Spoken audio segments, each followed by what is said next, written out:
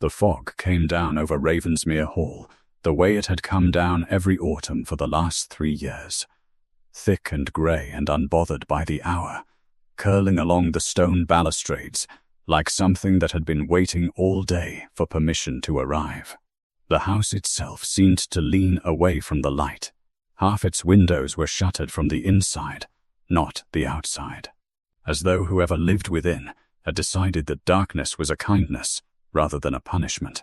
Ivy had been allowed to creep across the east wing until it swallowed 2 windows whole, and no one had cut it back, because no one had been given leave to. The gravel drive, once raked twice a week by a small army of grooms, now grew a thin fur of moss between the stones. Somewhere past the hedges, a fountain that had not run water in years stood dry and cracked, its stone nymph missing 2 fingers, her face worn soft by rain until she looked less like a goddess and more like a woman grieving. The staff who remained, and there were only a handful now, where once there had been 40, spoke of the house the way one speaks of an invalid relative, carefully, in low voices, as though loud words might do further damage. They said the Duke had not left his rooms in daylight for the better part of 2 years.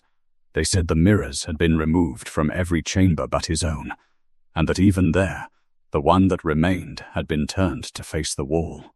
They said his hound would not let a soul near him, save the Duke himself, and that the beast had bitten the hand off a groom's glove clean at the wrist trying to feed him, though this last detail changed teller to teller, growing more monstrous with each retelling, the way stories do in houses where nothing else happens. The villagers had their own name for the last 3 years, and they used it in the way small communities use such names, half in dread and half in relish, because a mystery so near at hand is rarely resisted for long. They said the fire that had ruined him had happened somewhere in Spain, in a burning farmhouse where he had gone back in, against every order given him, to pull 3 of his own men from the flames before the roof came down. They said he had carried the last of them out with his own coat already alight, and had not once cried out, though the surgeons who tended him afterwards swore they had never in their years of service heard a man endure such an operation in such silence. They said his own mother had wept to see him when he first came home, and that he had watched her weep and said nothing at all, only asked, quietly, that the mirrors be taken down. 3 months after that, she had died in her sleep, her heart simply stopping, as old hearts sometimes do, and the son who might have comforted her, or been comforted in turn, had been too deep in his own private ruin to notice how thin and grey she had grown in his absence. It was this, more than the scars themselves, that the old housekeeper who had served the family 30 years believed truly broke him, not the fire, but the guilt of having survived it only to lose, so soon after, the one person whose love had never once required him to be whole. It had not always been so. There were those in the village who remembered the young Duke of Ravensmere before the war, a boy who had raced his horse bareback through the orchards and laughed loud enough to be heard from the church tower. They remembered his mother's rose garden, famous 3 counties over, the roses so heavy and red in June that ladies had once travelled from London simply to walk its paths. That garden, too, had gone to ruin. The roses had not been pruned in 3 years. They grew wild and thorned, and half strangled by bindweed, blooming in a few desperate, scattered places despite everyone's neglect, as though they had not yet given up hope of being tended again. It was to this house, on a Tuesday in the last week of September, that Miss Elara Whitmore came walking up the long drive with a single trunk. A borrowed umbrella she did not open, because she had been taught that indulging one's own discomfort was a luxury she could not afford, and a letter of engagement folded so many times it had gone soft as cloth in her reticule. She had walked the last 2 miles from the posting inn, because the fare for a hired cart had been more than she could spare, and she had learned long ago. In the particular arithmetic of a woman with no fortune and no family willing to claim her, that pride was the first thing one sold, when one could no longer sell anything else. She did not mind the walking. She minded, a little, the way the housekeeper who met her at the servants' entrance looked at her boots, still damp from the lane, and at her one trunk, and said, Not unkindly, but not warmly either. "You'll be the new companion then, for his lordship's aunt. Lady Prudence doesn't leave her rooms much these days, but she'll want someone who reads well and complains less." The housekeeper, a broad, tired-eyed woman named Mrs. Ferris, looked Elara over once more and added, almost to herself, "You'll do, I expect." The last 3 didn't last the month. Elara did not ask why. She had already guessed, from the way the coachman at the posting inn had crossed himself when she told him her destination, and from the whispered warnings of the innkeeper's wife, who had pressed a heel of bread into her hand, as though provisioning her for a battle rather than a position. She had heard the words the villagers used, "the beast of Ravensmere." She did not put much stock in ghost stories. She had learned, in 22 years of being moved from one household to another like a piece of furniture no one quite wanted, but could not quite discard, that the monsters worth fearing were rarely the ones people warned you about.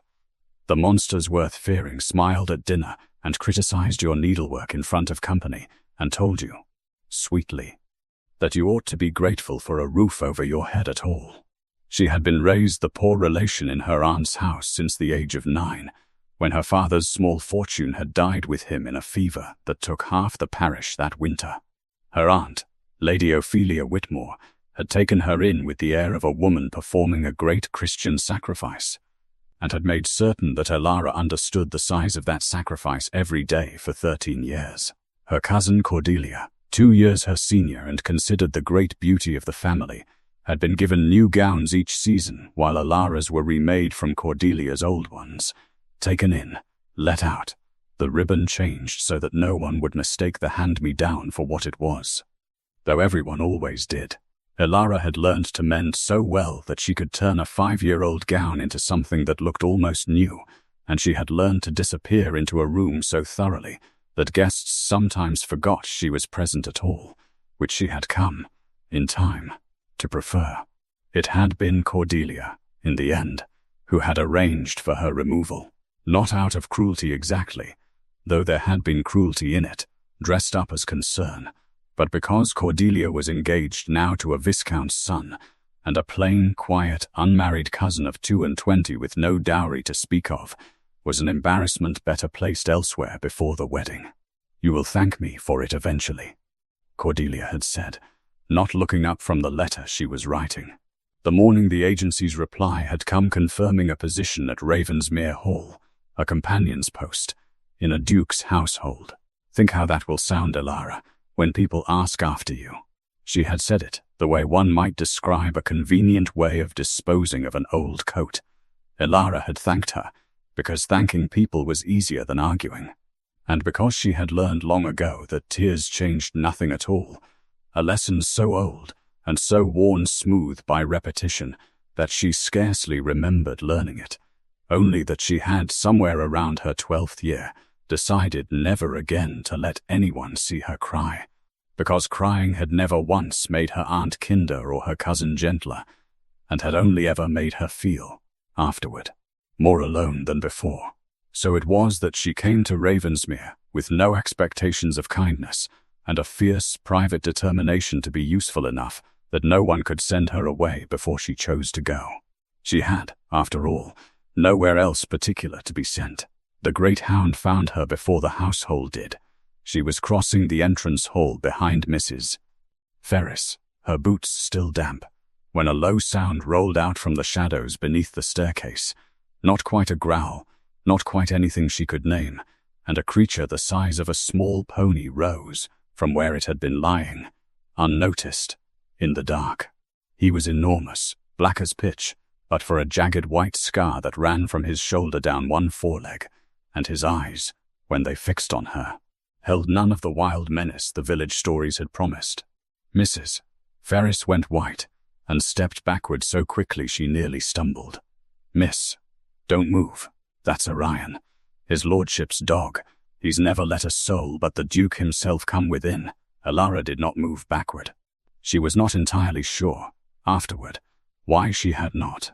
Perhaps because 13 years of making herself small and quiet, in a house that did not want her, had taught her to read a room before she reacted to it, and something in the way the great dog held himself, the wariness, the way his ears had gone flat, not in aggression, but in something closer to grief, struck her as achingly familiar. She crouched, slowly, and held out one bare hand, palm up, the way she had once done for a half-wild stable cat at her aunt's house that no one else could touch. "Hello," she said quietly. "I don't intend to trouble you. I know what it is to be looked at as though you're dangerous, when all you are is tired of being handled roughly." The dog crossed the hall in 4 long strides and put his great scarred head directly into her palm. "Mrs. Ferris" made a sound like a woman witnessing a miracle and a catastrophe in the same instant. "Well," she said, faintly, once she had recovered herself. "Well, I never." Word of it moved through the household by supper. By the second day, it had reached the one person in the house who mattered most, though he did not come down to see for himself. He simply listened, from the darkened study on the second floor where he spent most of his hours, to his valet's careful, hesitant report, and said nothing at all for a long moment. Gareth Ashworth, 9th Duke of Ravensmere, had not always been a man who sat in darkened rooms. Before Karuna, before the fire that had taken the left side of his face and half his hearing in one ear, and, if he was honest with himself, most of his willingness to be looked at by another living soul, he had been what the ladies of 3 counties called a very fine specimen of a man, tall and easy-humored, with his mother's dark eyes and his father's habit of laughing before a joke was even finished. He remembered that man now the way one remembers a favorite coat lost in a fire, with a kind of fond, useless grief, knowing it could not be found again no matter how thoroughly one searched. He had returned from the war 3 years ago half-blind in one eye, his face ruined down one side, in a manner the surgeons had assured him would improve with time, and had not, and had discovered, upon his first cautious reappearance in society, precisely what his scars meant to the world he had once moved through so easily. He remembered a young woman, the daughter of an earl, whom he had once thought he might marry, going white and then carefully, deliberately blank, when he had turned to greet her at a dinner in London, the candlelight falling full across the ruined side of his face for the first time. He remembered the silence that had followed. He remembered leaving before the second course. After that he had returned to Ravensmere, and had, with a thoroughness that surprised even himself, sent nearly the entire household away. He kept only those who had known him since boyhood, and would not flinch. And he received no callers, and he had allowed his mother's rose garden to go to ruin, because he could not walk past it without remembering that she had died 3 months before he came home, and had never seen what the war made of her son. He told himself, in the flat practical way a man tells himself things he has decided must be true, that he did not want a wife's pity, and that any woman who professed otherwise was either lying to herself or attempting to secure a duke's fortune by pretending not to be repulsed by what a duke's fortune came attached to. He had watched enough marriages of convenience among his peers to believe, with the particular cynicism of a man who has been disappointed once badly enough, that most women wanted a title and a house, and very little of the man who came with them, and he had decided he would rather have Orion's honest, unflinching company than a wife's performed devotion.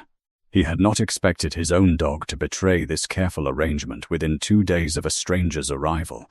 She did not seem afraid of him, Your Grace. His valet, Hodge, said carefully, nor he of her. Mrs.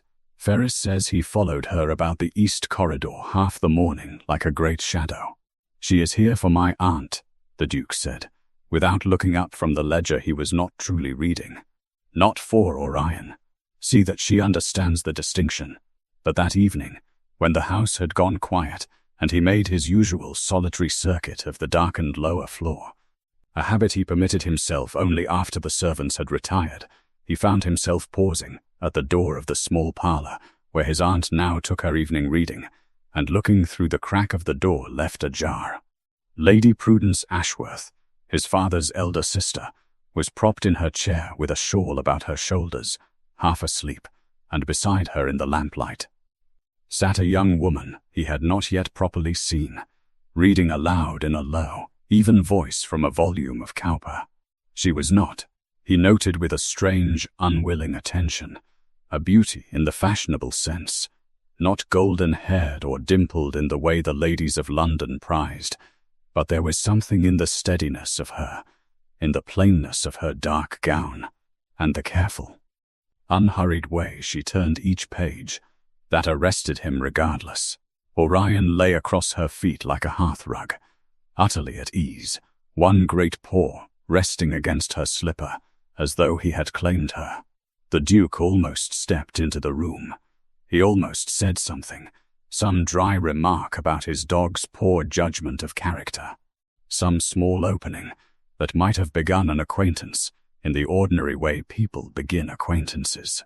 His hand was actually upon the door when he caught, in the dim reflection of the window glass across the room, the shape of his own ruined profile, and he withdrew his hand and stepped back into the dark corridor and told himself it did not matter in the slightest what a paid companion thought of his dog or of him. He did not know that she had in fact heard the door move, and had looked up just in time to see a shadow retreat from the threshold, and had wondered, with more curiosity than fear, exactly what manner of man made himself invisible in his own home. Elara settled into the rhythms of Ravensmere with the same quiet efficiency she brought to every household that had ever employed her, though she found, within the first fortnight, that she liked this one rather better than she had expected to. Lady Prudence, though frail and prone to long silences, had a dry wit that emerged unexpectedly, like a coin found in an old coat pocket, and seemed genuinely to appreciate having someone read to her who did not skip the difficult passages out of laziness.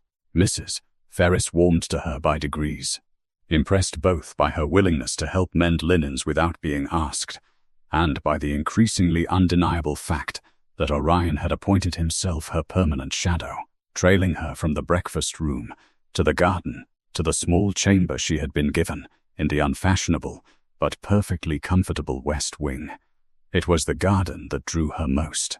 On her fourth day, exploring the grounds during the hour she was permitted to herself, she came upon the ruin of the rose garden behind the old orangery, and stood for a long moment simply looking at it.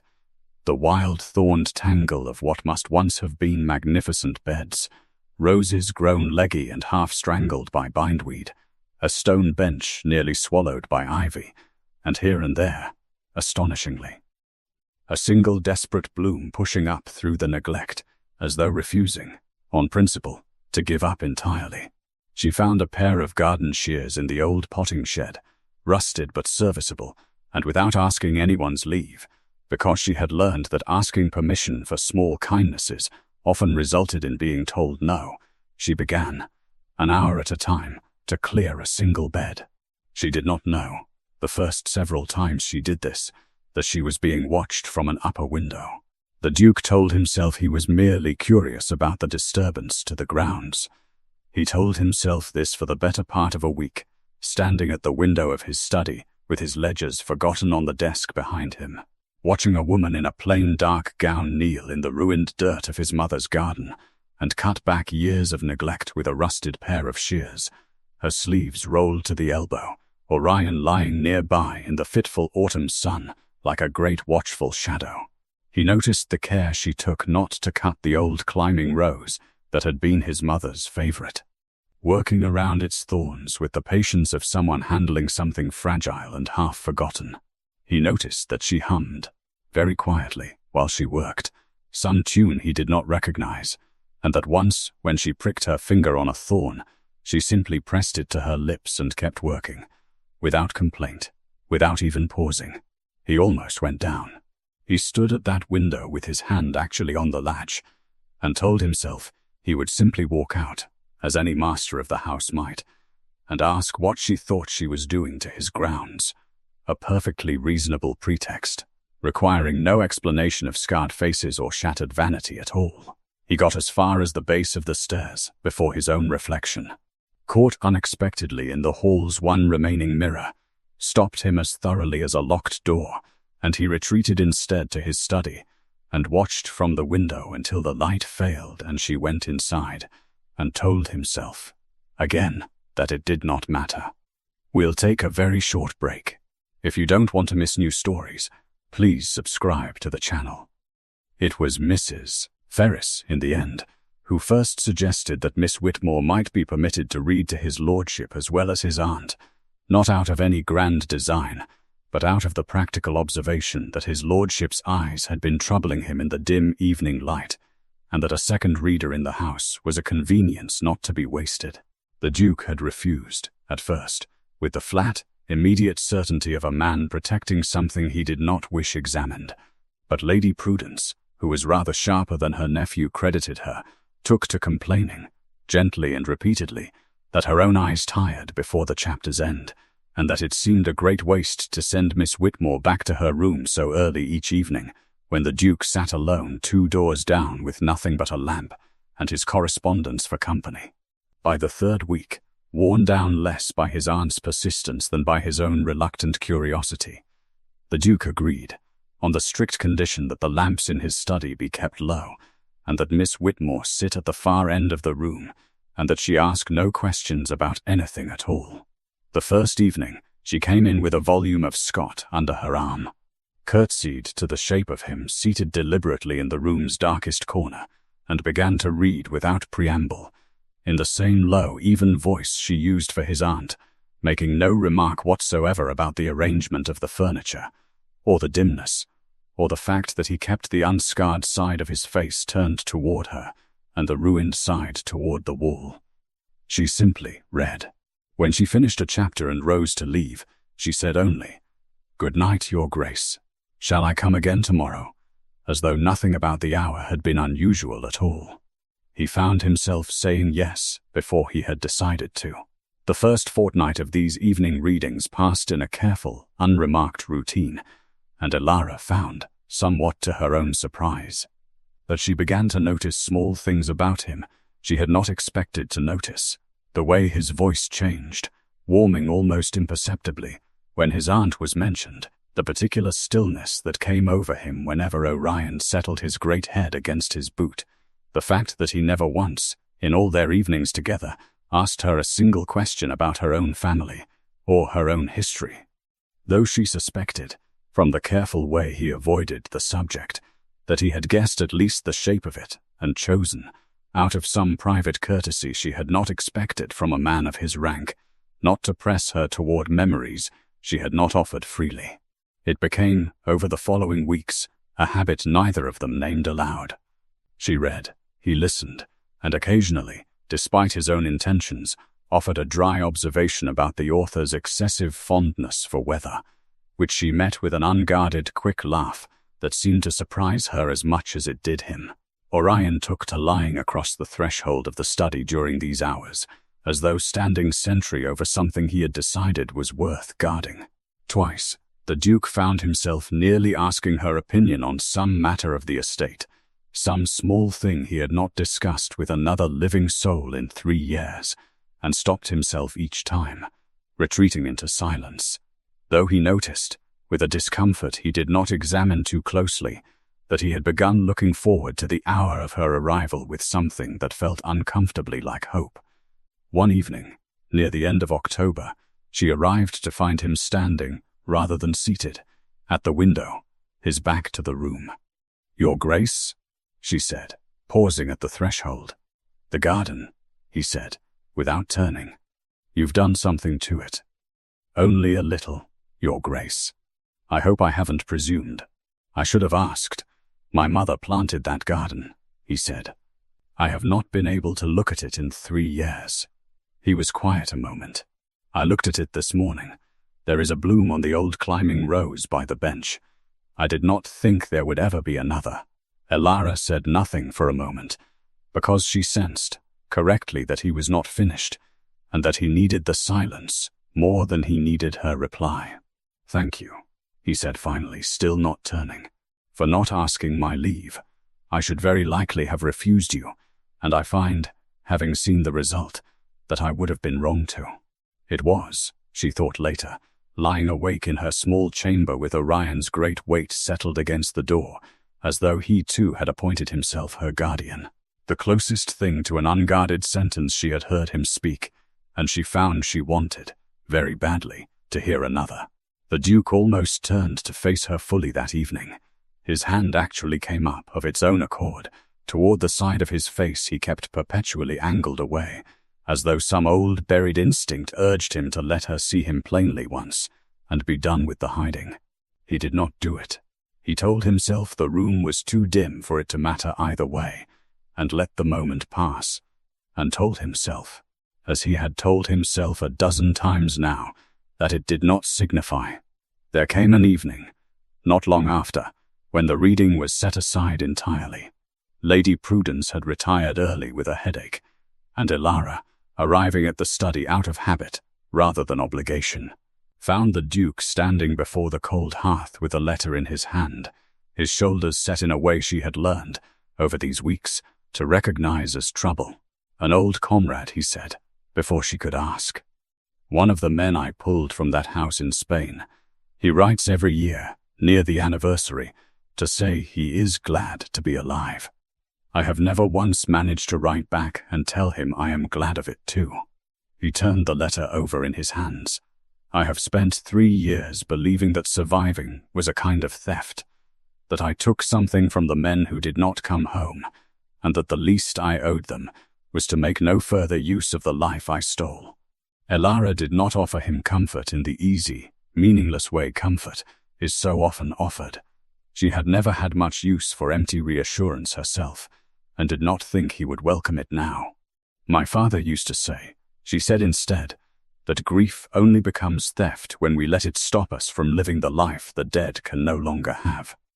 He did not always manage to believe his own advice, but I think it was sound, all the same.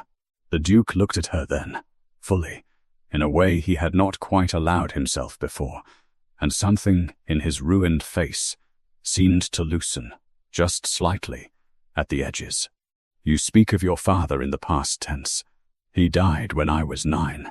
I have had a great deal of practice since, in learning what to do with grief that has nowhere left to go. She met his gaze steadily. I did not stop living, Your Grace. I merely stopped expecting anyone to notice that I hadn't. 1 second. 2. 3. He crossed the small distance between them before he had entirely decided to, his hand rising toward her cheek. Close enough that she felt the warmth of it though he had not yet touched her, and then, at the last moment, he let it fall, curling his fingers back into a fist at his side, as though he had caught himself reaching for something he had not yet earned the right to hold. Forgive me, he said. Lo, I forget myself. There is nothing to forgive, she said, and found to her own quiet astonishment that she meant it entirely, and that she had wanted, in that suspended second, for him not to stop at all. He did not sleep well that night. He told himself it was the letter, the old grief of it stirred up fresh, and did not examine too closely the other thing that kept him wakeful, the memory of how very nearly he had touched her, and how thoroughly he had wanted to.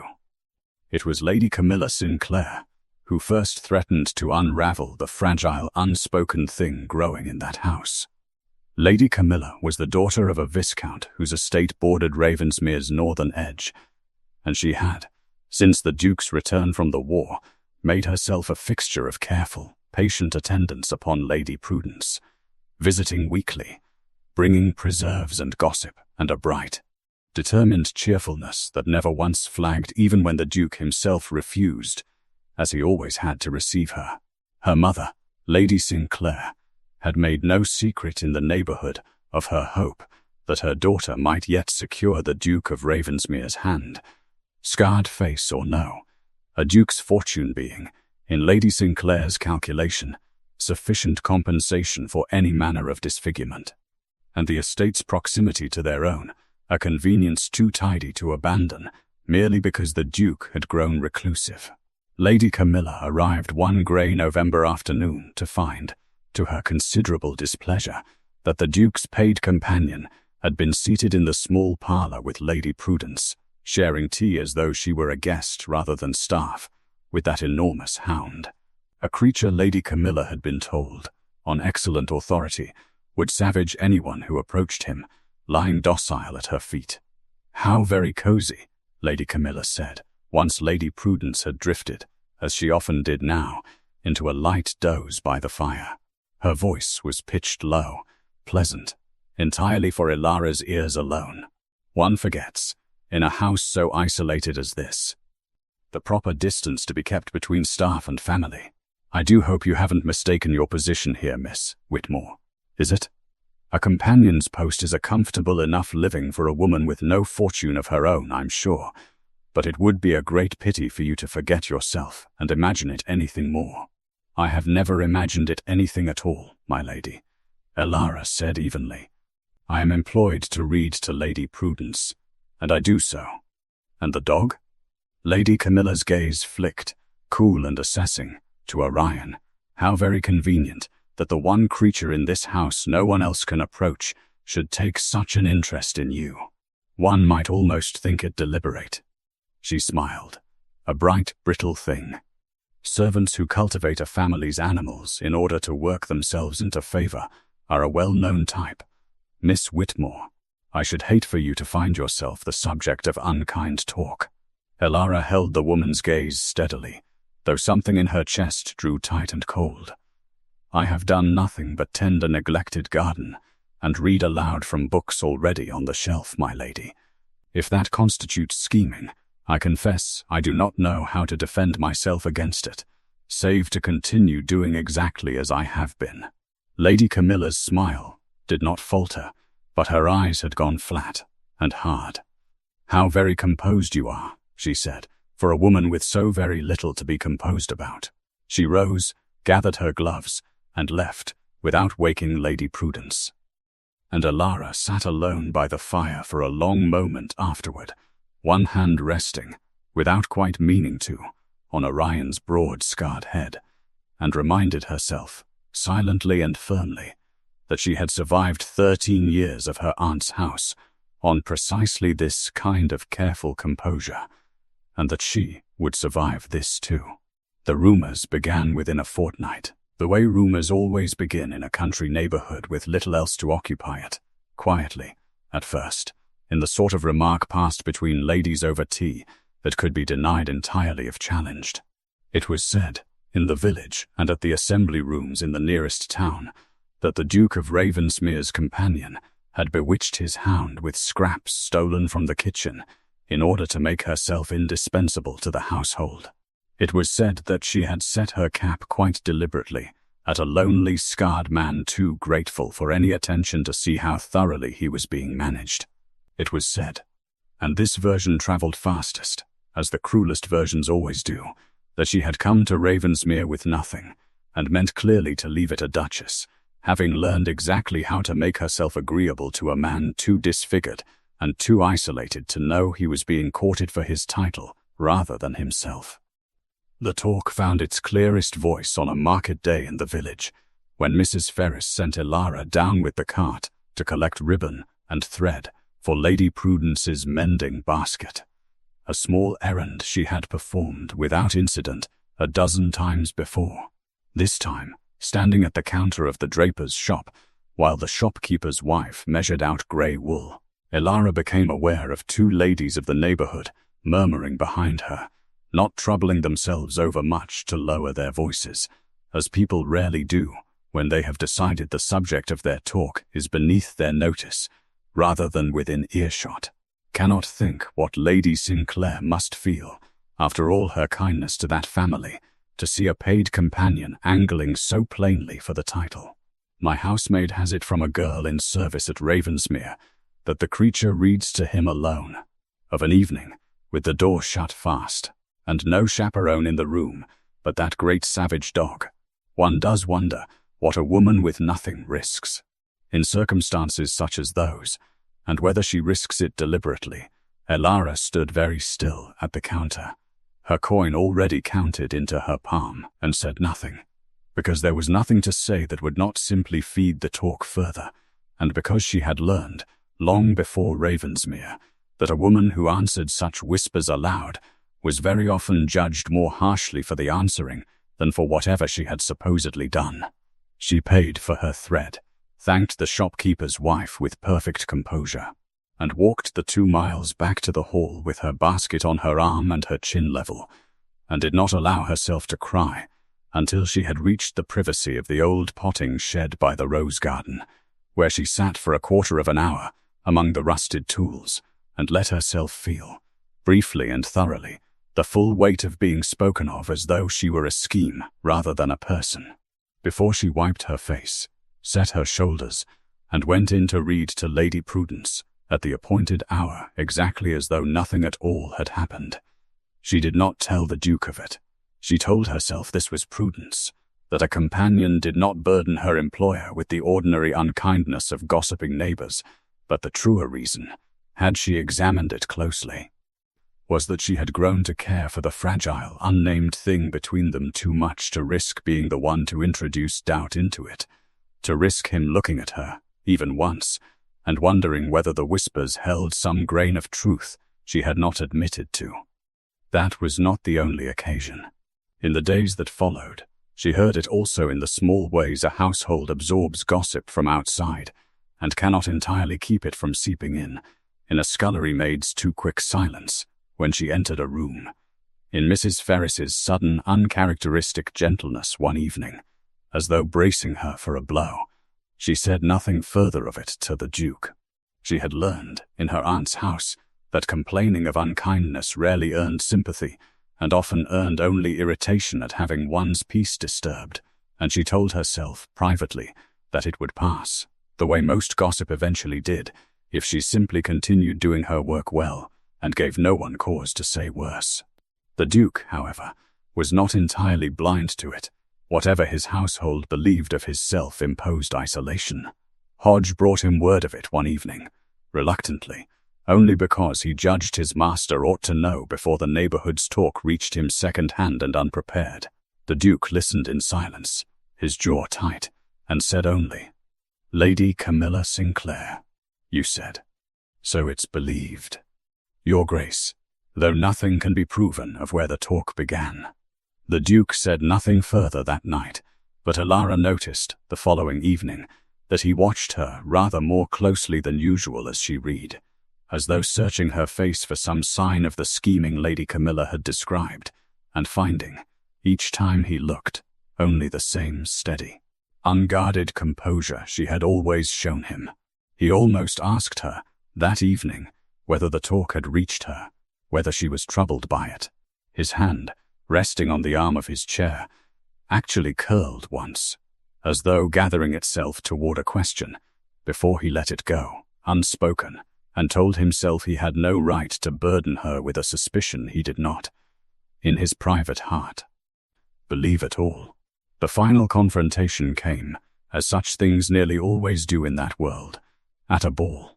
It was Lady Prudence in the end who forced the occasion, declaring with more firmness than her nephew had heard from her in 3 years that she intended to attend Lady Sinclair's Christmas assembly, whether he escorted her or not, and that she was old enough and stubborn enough not to be denied the pleasure of one evening's dancing before she died, and that if he loved her at all, he would see her safely there and back. The Duke, who could refuse his aunt very little, found himself, for the first time in 3 years, dressing for society, his valet's hands not quite steady with the astonishment of it, and Elara, who had been asked to accompany Lady Prudence as her companion for the evening, found herself, for the first time in longer than she cared to count, wearing a gown that was entirely her own, rather than remade from someone else's cast-off, a plain, well-made gown of deep blue that Lady Prudence had quietly ordered made for her, over Elara's protests, insisting it was a simple matter of a companion needing suitable dress for a public occasion, and nothing more. In the days before the assembly, Elara found herself, more than once, on the verge of asking to be excused from attending altogether. It was not the gossip alone that unsettled her, nor even Lady Camilla's evident dislike, but the particular dread of standing in a crowded room as the visible, unspoken subject of every curious glance, when for 13 years her chief survival had depended upon being overlooked entirely. She said as much to Lady Prudence one evening, as the older woman sat patiently while Elara pinned the hem of the blue gown. "My dear girl," Lady Prudence said, not unkindly, "you have spent your whole life being made to feel that disappearing was a kindness to everyone around you. I begin to think it is time someone taught you otherwise." She reached down and took Elara's chin in one thin, spotted hand, tilting her face up. "My nephew has not worn his own face in public in 3 years. If he can find the courage to be looked at again, I should think you capable of finding a similar courage, for his sake if not your own." Elara had not answered that directly, but she had thought of it again on the morning of the assembly, dressing with Mrs. Ferris's help while Orion lay watchful in the doorway, as though he too sensed something was to be settled that evening. She thought of her aunt's house, of 13 years spent making herself small enough not to be noticed, not to be blamed, not to be the cause of any further trouble in a household that had never truly wanted her. And she thought, too, of a scarred man standing at a window for a week, watching her tend a ruined garden rather than approach her directly, because he too had learned that being seen carried its own particular danger. She resolved, dressing that morning, that whatever the evening brought, she would not spend it disappearing. The assembly rooms were bright with candlelight, and full of the particular hum of a neighborhood that had not seen the Duke of Ravensmere in public for 3 years, and meant to make the most of the spectacle. He arrived late, by design, and kept to the room's edges, his ruined profile angled carefully away from the crowd, and Elara, standing near Lady Prudence's chair, watched him navigate the press of curious, whispering guests with a controlled, weary dignity that made something in her chest ache with a tenderness she had not fully permitted herself to name. It was Lady Camilla who found her first, drawing her aside near the refreshment table with a bright, public smile that did not reach her eyes. "Miss Whitmore, how very fine you look this evening. One might almost mistake you for a lady of quality in that gown." Her voice had risen, deliberately, enough to draw the attention of the small cluster of guests nearby. "Though I suppose that has rather been the trouble all along, hasn't it? Mistaking oneself for something one is not." "My lady, I don't take your meaning," Elara said quietly, though she felt the room's attention beginning to gather around them like a held breath. "Don't you?" Lady Camilla's smile sharpened. "I think you take it perfectly well. A woman of no fortune, no family of consequence, taken on as a paid companion, who has spent 3 months making herself indispensable to a lonely, disfigured duke through his dog, his aunt, his very garden, and now appears at a Christmas assembly, dressed as though she belongs among us. Tell me, Miss Whitmore, how does a companion's salary purchase silk of that quality? Or has the Duke been rather more generous with you than propriety allows?" The room had gone very quiet. Elara felt the color drain from her face, felt the old, familiar instinct rise in her to say nothing, to make herself small, to weather it silently the way she had weathered 13 years of her aunt's careful cruelties. And beneath that instinct, for the first time in longer than she could remember, she felt something else stir, something closer to anger than shame, though she did not trust herself yet to speak it aloud without her voice breaking, and she had promised herself long ago that she would not cry in front of people who wished to see her fall. 1 second. 2. 3. "That is quite enough, Lady Camilla." The Duke's voice cut across the room, low and even and utterly without hesitation, and every head turned. He had crossed the floor without any of them noticing, and he stood now beside Elara, his ruined profile turned full and deliberately toward the candlelight, toward the crowd, toward every curious eye in the room, as though he had decided, in that single moment, that hiding had cost him more than he was willing to pay any longer. "Miss Whitmore's gown was a gift from my aunt, who is perfectly capable of dressing her own companion as she sees fit, and who will confirm as much to anyone impertinent enough to ask her directly." He did not raise his voice, but it carried, clear and hard, to every corner of the silent room. "As to the rest of your insinuation, I have watched this woman for 3 months, do things I have not seen another living soul in my household attempt in all the years since I came home from the war. I have watched her kneel in the ruin of my mother's garden and coax a single bloom back to life with nothing but patience and a pair of rusted shears, asking no one's permission and expecting no thanks. I have watched her read to my aunt every evening without complaint and sit an hour longer than required, simply because my aunt sleeps easier with the sound of a voice in the room.